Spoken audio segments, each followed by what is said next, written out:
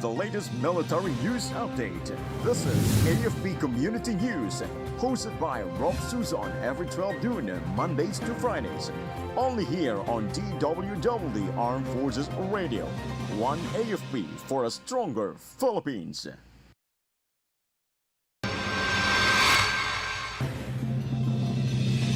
Second ID neutralizes NPA member in Batangas clash. Third ID PNP boosts security as CPP marks 56th anniversary. DA to sell 40 pesos per kilo rice in some metro markets. DSWD close to reaching 300,000 target beneficiaries under Walang Gutom program. Pagyamanin ang ating kaalaman.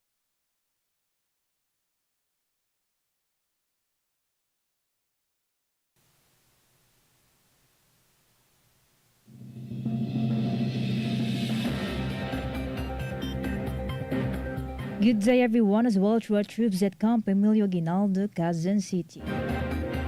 Today is Thursday, December 5, and we will bring you the latest news from the armed forces and other information around the Philippines. I am Rob Susan for AFP Community News. DWDD Armed Forces News. For the brief overview of our stories, a terrorist from the New People's Army was neutralized during a clash with the 2nd Infantry Division in Barangay Balibago, Lobo, Batangas yesterday. Troops from the 59th Infantry Battalion were conducting security operations when the rebels opened fire, triggering a 20-minute firefight. The encounter resulted in the death of NPA member Ray De Los Santos, while a soldier sustained minor injuries. Soldiers recovered high-powered firearms, anti-personnel mines, and a magazine from the site. Moreover, Major General Cerilito Balaoro Jr. urged the remaining NPA members to surrender and avail of the government's Eclipse program, emphasizing the Army's commitment to peace and development in southern Tagalog.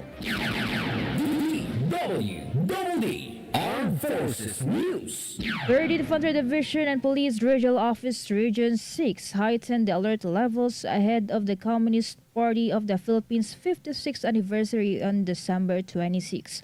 Colonel Erwin Lamzon of 3rd ID highlighted the close military-police coordination, emphasizing the lawful responses to distinguish combatants from civilians at anniversary-related events.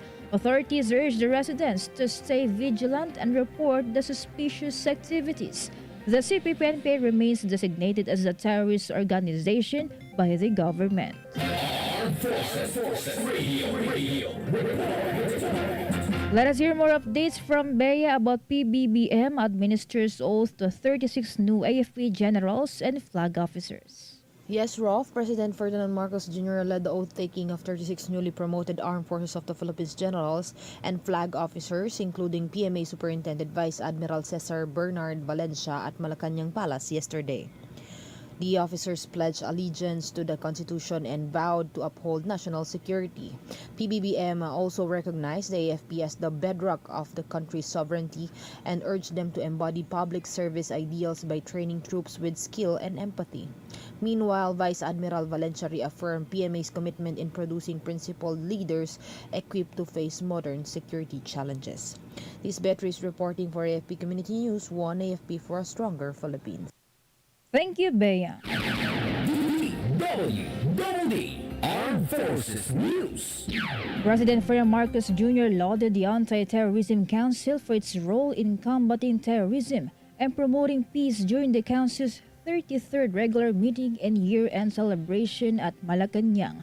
He emphasized the ATC's mission to neutralize and prevent threats through programs addressing radicalization and building community trust. He also highlighted the importance of international cooperation, including the partnerships with the United Nations and regional organizations to tackle transnational threats effectively.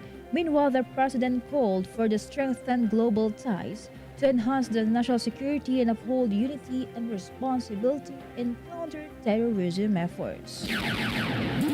DWDD Armed Armed Forces News. The National Task Force to End Local Communist Armed Conflict dismissed the claims by communist groups that the joint agreement on safety and immunity guarantees remains in effect. The task force clarified that the government officially terminated JASIG last February 7, 2017, citing the violations by the CPP-NPA, including acts of violence. Arrests of CPP-NPA leaders were made based on valid warrants, not in violation of JASIG provisions. NDFL-CAC emphasized that JASIG aimed to foster peace talks, not shield the individuals committing crimes, urging the public to reject misinformation undermining the justice and national unity. Armed Forces Radio. And we have a report coming in from Shai about PMA faculty explores academic ties with Singapore's RSIS. Good afternoon. Philippine Military Academy faculty led by Colonel Elmar G. Liwag visited the Rajaratnam School of International Studies in Singapore to strengthen academic partnerships. The visit aims to enhance PMA security studies program through faculty development, exchanges, and access to advanced defense research. The engagement aligns with PMA's vision of becoming a world-class academy and preparing cadets for global leadership and security. RSIS, a leading think tank and graduate school, offers expertise in strategic studies and international relations. This is Shai Rivera reporting for AFP Community News, one AFP for a stronger Philippines. Thank you so much, Shai. DWDD Armed Forces News. The Commission on Appointments confirmed the ad interim appointments and promotions of 15 senior military officers yesterday, highlighting the leadership advancements with the Armed Forces of the Philippines. Leading the group is Lieutenant General Ferdinand Barandon, the AFP Deputy Chief of Staff for Intelligence, alongside the officers from the Army, Navy, and Marine Corps, including Major General Adonis Ariel Orayo and Rear Admiral Alan Javier. The CA also approved the promotions for Rear Admiral Jose Maria Ambrosio Ezpeleta and 3 other senior Navy officers. The confirmations highlight the officers' exceptional service and the AFP's ongoing commitment to national defense and operational excellence. DWDD National News. For our national news, the Department of Agriculture will introduce the Rice for All program to several public markets in Metro Manila. These aims to provide lower price options to consumers. Kadiwa Program Head Assistant Secretary Genevieve Guevara said kiosks would also be set up in MRT and LRT stations. The kiosks will be open from Tuesdays to Saturdays from 8 a.m. to 5 p.m. and will offer rice at 40 pesos per kilo. Armed Forces Radio. From Solcom, let's hear from Sena about Second ID participates in the 18th day campaign to end vows seminar at Tanay Rizal. The officers and personnel of the Army 2nd Infantry Jungle Fighter Division actively participated in the 18-day campaign to end violence against women seminar held at Camp Kapinpin on December 4. The seminar included lectures on gender-based violence and sexual harassment, aimed at raising awareness and equipping participants with knowledge on addressing and preventing these critical issues. During the seminar's closing ceremony, Brigadier General Erwin Alaya, Assistant Division Commander of 2nd ID, highlighted the vital role of jungle fighter troopers in advocating for a vow-free society. He emphasized the importance of collective action in fostering a safe and inclusive environment for women and children. This is Sana from Sulcom reporting for AFP Community News, one AFP for a stronger Philippines. Thank you, Sana from Solcom. DWDD National News. Around 259,000 households are now registered as beneficiaries of the Department of Social Welfare and Development's Walang Gutom program. This brings the agency closer to its 300,000 target by the end of 2024. The SWD Assistant Secretary and spokesperson Irene Dumlao reported that as of December, 4.2 million households have joined the program, reaching 86.47% of this year's goal. The Walang Gutom program aims to reduce the involuntary hunger among low-income Filipinos by providing electronic benefit transfer cards, loaded with 3,000 pesos in food credits, which can be used to purchase select food items every month. DWDD National News. The government service insurance system is set to release 3.7 billion pesos in Christmas cash gifts to eligible pensioners starting today, December 5. This is 2 days earlier than the regular December pension schedule to help them prepare for the holidays. GSIS President and General Manager Vic Veloso said that the Christmas cash gift is equivalent to 1 month pension but capped at 10,000 pesos, while the December pensions would be credited on December 6 instead of December 8. Armed Forces Radio. On the other line, let us hear more from Beth Tanyete about PBBM commends AFP for excellence in disaster response and defense. President Ferdinand Marcos Jr. praised the Armed Forces of the Philippines for their humanitarian effort during recent typhoons and their dedication in defending the country's sovereignty. At the outtaking of newly promoted AFP generals and a flag officer highlighted the AFP's swift action during storms Christine, Nika, Leon, and Pipito, calling her efforts a force of compassion that saved lives. He also urged the AFP to continue empowering troops with training that combines skills and empathy, reflecting the highlights ideas of public service. This is Bethany reporting for the AFP Community News, one AFP for stronger Philippines. Thank you, Beth Tanyete.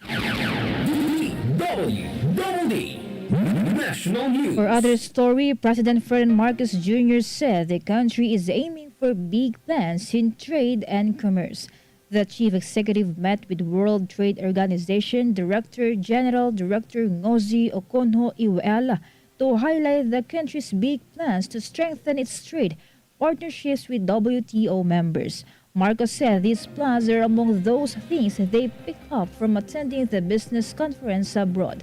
He also highlighted how trade became more significant as the country rose from the impact of the COVID-19 pandemic. DWDD National News. The Department of Energy announced that all electric cooperatives, or EC, are exempted from taxes imposed by their local government units. According to the memo, ECs that comply with the National Electrification Administration standards and are registered with the Cooperative Development Authority will no longer pay local taxes, fees, and charges levied by their respective LGUs. Energy Secretary Rafael Lotilia said the move is a significant milestone for qualified ECs. Lotilia explained that it directly translates to reduced financial burdens that can be reinvested into improving services and achieving 100% total electrification. Armed Forces Radio. For other updates, let us hear the details about PBBM urges AFP to uphold law, strengthen coordination for Philippine security. Go ahead, Kath. President Ferdinand Marcos Jr. called on the Armed Forces of the Philippines to uphold international law and boost coordination with other nations to defend Philippine territory. Speaking out the outtaking of newly promoted AFP generals and a flag officer, he emphasized the military's vital role in safeguarding the country's land, sea, skies, and cyberspace. PBBM also stressed the importance of diplomacy backed by legal frameworks. Moreover, he also pledged continued government support to empower the AFP and enhance its capability to serve communities with skill and empathy. This is Kath reporting for AFP Community News, one AFP for a stronger Philippines. Thank you, Kath. DWDD National News.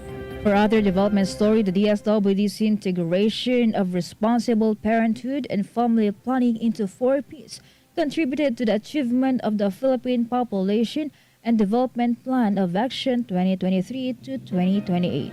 Social Welfare Secretary Vilma Cabrera said the DSWD through the 4Ps fully understands the critical role of population dynamics in shaping the nation's future. Cabrera reaffirms commitment to closely work with the CPD and other stakeholders, ensuring that their programs align with the Philippine population and development plan of action. She also vowed to continue to advocate for more comprehensive policies and programs that address the diverse needs of the population, promote gender equality, and empower women and children in need. DWDD National News. The Philippine Embassy in Seoul urged the Filipinos to remain calm amid the brief declaration of martial law in South Korea. The embassy told the Filipinos to follow advisories released by Korean authorities. They also said it remained open for regular operations. Over 60,000 Filipinos live in South Korea. Armed Forces Radio. From NOLCOM, let us hear some information from Joanne about 7th Philippine Army extends assistance to family of former CTG member. The 7th Infantry Division Philippine Army, through the 91st Infantry Sinagtala Battalion, has provided support to the family of the late alias Bona, a former member of the Communist Terrorist Group, on December 3, 2024. The 91st Infantry Battalion coordinated with the local government of Dingalan, Aurora, and the Municipal Social Welfare and Development Office for burial assistance of the said former rebel, which they extended 25,000 pesos in cash assistance to the family, providing much-needed support during their grief. The unit also provided manpower support during the said burial. The 91st Infantry Battalion assured its readiness to lend a helping hand and ensures not only the security but also the well-being of the people in their area of operations. This act of compassion showcases the 91st Infantry Sinagtala Battalion's commitment to serving the community beyond its military duties through the whole-of-nation approach. This is John Sagauk reporting for AFP Community News, 1 AFP for Stronger Philippines. Thank you, Joanne. DWDD National News. Moreover, Senate Majority Leader Francis Tolentino held the indefinite suspension of the Land Transportation Office or LTO's controversial order prohibiting the use of temporary license plates beginning January 1, 2025. Tolentino said it is a victory for motorcycle riders. He added that it provides relief for motorcycle riders affected by the massive license plates backlog, allowing them to go about earning a living without the threat of being apprehended and fined. Last Tuesday, the center met with hundreds of members of the Motorcycle Taxi Committee Alliance who held a protest in front of the Senate to air their grievances.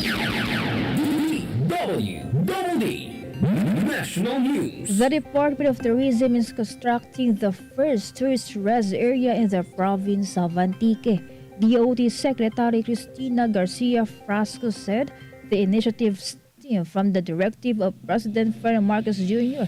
to elevate the global competitiveness of the Philippine tourism industry by taking care of the tourists. The TRA in San Remigio town is a project of the DOT under the attached agency Tourism Infrastructure and Enterprise Zone Authority.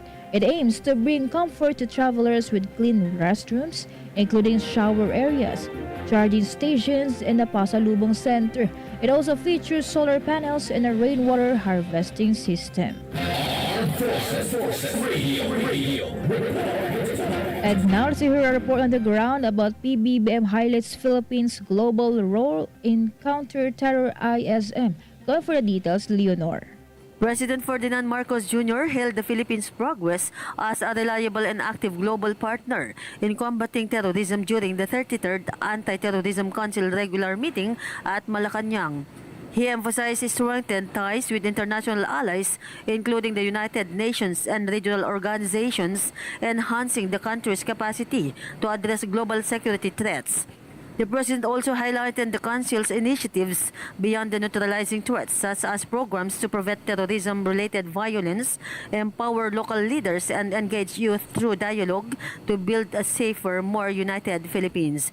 This is Lenore Tanap reporting for AFP Community News, 1 AFP for Stronger Philippines. Thank you, Lenore. Armed Forces Radio. And let us hear more from Maljoy of First CRG about two people's organization in Nueva Ecija received goat raising livelihood support. Yes, Rolf, the Charlie Cyclone Company of the 84th Infantry Victorious Battalion 7th Infantry Kaugnay Division Philippine Army, in collaboration with the local government unit, delivered vital goat racing livelihood support to the Indigenous Peoples KM08 Agriculture Association and the Upland Farmers Association. The handover ceremony was held at the multipurpose hall KM8 Barangay Villarica, Pantabangan, Nueva Ecija. Each organization received 5 goats, marking the beginning of their goat racing livelihood programs aimed to boost their income and enhance their agricultural productivity. The livestock donation is part of the unit's ongoing efforts to empower local communities and contribute to their economic stability. The 84th Infantry Battalion, through its sustained efforts, is dedicated to empowering people's organizations in the area, helping them strengthen their livelihoods and forge a path towards more prosperous and self-reliant future. This is Meljoy Nesho Arroco reporting for AFP Community News, 1 AFP for Stronger Philippines. Thank you, Maljoy from First CRG. DWDD National News. The Department of Foreign Affairs officially opened the consular office in Bohol Province recently. Bohol Governor Aris Aumentado said this marked a milestone in accessible government services, job creation, and economic growth for the province. Aumentado added that while the mobile passport services are invaluable, nothing can compare to the presence of an office that will specifically cater to the needs of the Boholanans. The governor led the blessing, ribbon cutting ceremony, and inauguration of the office. DWDD Armed Forces News. And that's all for today's broadcast. Thank you so much for joining us, especially to our audience in our Facebook page, AFP Radio DWDD. Don't forget to tune in tomorrow for more updates, same time and same station. Again, this is Rolf Susan for AFP Community News, 1 AFP for a Stronger Philippines. Kayo ay nakatutok sa DWDD AFP Radio. Kami po ay kasapi ng KBP, Kapisanan ng mga Broadcaster ng Pilipinas.